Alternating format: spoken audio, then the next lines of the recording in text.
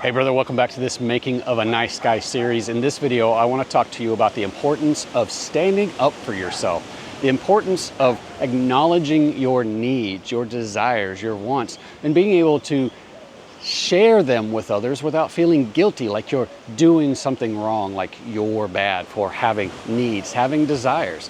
I want to talk to you about making your needs, your desires a priority. I also want to talk to you about how, when we do that, it impacts our recovery from being a nice guy and how it sets ourselves free and how it makes us happy, whole, complete, healthy, and how we give that version of ourselves to the people in our life. So I want to start by telling you a story from my own life, and then I want to invite you to tell me your story.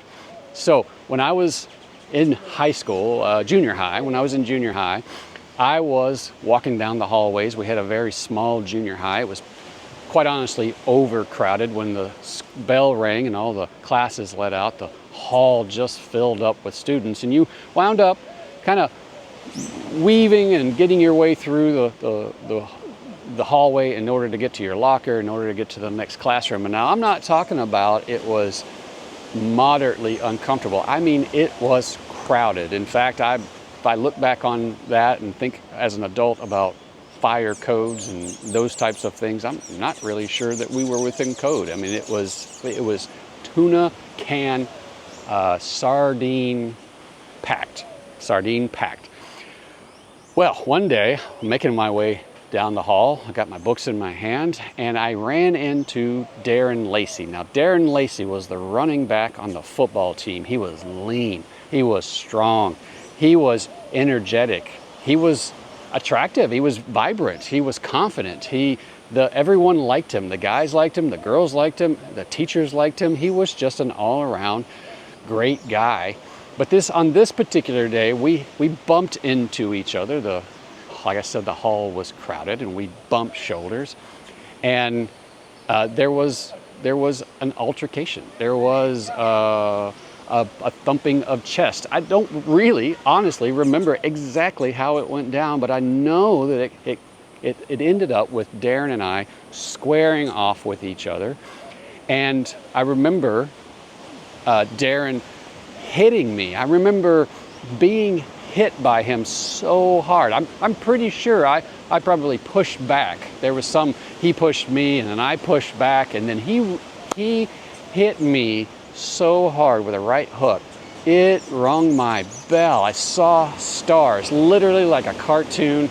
I saw little birds flying around and stars and heard bells. It was hard. And in that moment, I knew that if I didn't fight back, if I didn't stand up for myself, that he was going to clobber me, that it was going to be bad. And so I just summoned up all the power that I had in myself, and I just went after him. I leaned into him, and we went to the ground, and we started fighting. Now, I'm not advocating that you start fights, but what I am saying is that when we stand up for ourselves, we gain our own self-respect. We prioritize. We value ourselves. We actually defend ourselves. We stand up for ourselves. Now, I'm going to talk to you about the difference between standing up for ourselves and being defensive in just a moment. But in that moment, I stood up for myself. Now, we got pulled apart. There was no clear winner or loser. I'm sure if we hadn't gotten pulled apart, I probably would have gotten my ass kicked. Darren was much stronger and faster and aggressive than I was.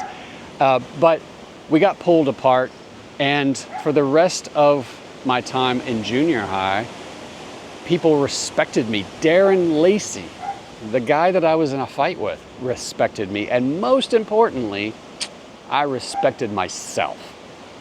And it was that carried me through junior high, because I was like most teenagers. I was awkward. I was unsure, right? I was weird. I didn't really know what was going on. My body was changing. All those things took place, but in the back of my mind, I had respect for myself, and I had stood up for myself. And this is what happens when we are honest about who we are. We're unapologetic about who we are, when we say what it is that we want and we show up for ourselves.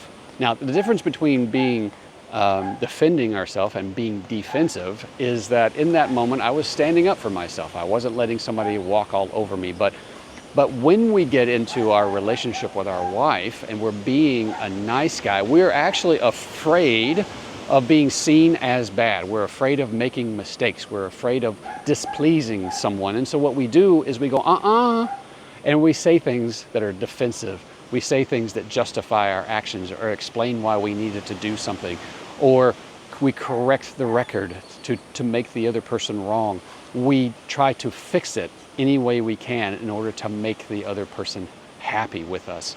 And in those moments, we're not standing up for ourselves. We're actually just afraid of not being good, of displeasing someone. And we're willing to turn ourselves inside out in order to be whoever, do whatever is necessary for us to be okay, for other people not to be upset with us. We're valuing them and their opinion of us and their emotional state more than we're valuing ourselves. And so that's the difference between standing up for ourselves and being defensive. And so what I wanted to do now is invite you into telling me your story. I actually want to be able to hear your story, how it affected you. We all have one, and I want to be able to hear what's bothering you right now and what you would like to be different. So I want to invite you into a conversation, a 1-hour phone call where you tell me your story. I'll listen. I'll ask you some clarification questions so that you can get clear about the things that you believe, so that you can at some point maybe challenge those beliefs and ask yourself, is that true? Do I believe that? Is that serving me? And is this how I want to live? And I also want to share some of my own personal insights, my journey with you, insights from men that I've worked with, and be able to point to books and videos and resources that can help you surface your own insights for yourself. Because see, there's some things that we don't know that get in our way. When I first read the book, No More Mr. Nice Guy, it felt like he was tapping my brain, that somehow he knew my private thoughts, things that I thought only I knew, that I was hiding from other people. He knew. He talked about in that book, and that book transformed my life. It actually was the gateway to doing this work on myself and eventually being comfortable in my own skin, being confident, saying what it is that I want for myself, knowing who I am, what I want, where I'm going, who I want to spend my time with, and what I want to experience. So if that's you, and I know it is because you've watched this far in this video and you're watching this video now, I want to invite you into that conversation. Now there's a link in the description. You can click it to pick a day and time. That's what I want you to do. Click it to pick a day and time on my calendar where we can talk. One that's convenient for you, where you can set aside an hour. And this is going to be a deep dive. We're going to talk about you. We're going to talk about what it is that's bothering you, what you want to be different. And out of that call will come transformation. Regardless of whether we continue to walk with each other or not, you will be transformed because there will be things that will be brought to your, so you will be transformed because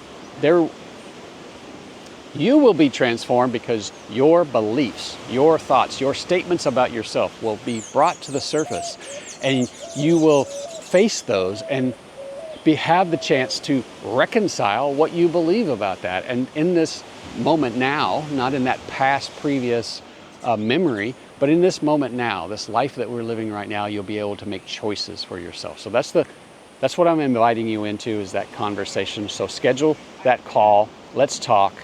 And until then, be kind to yourself, brother, and I'll talk to you soon.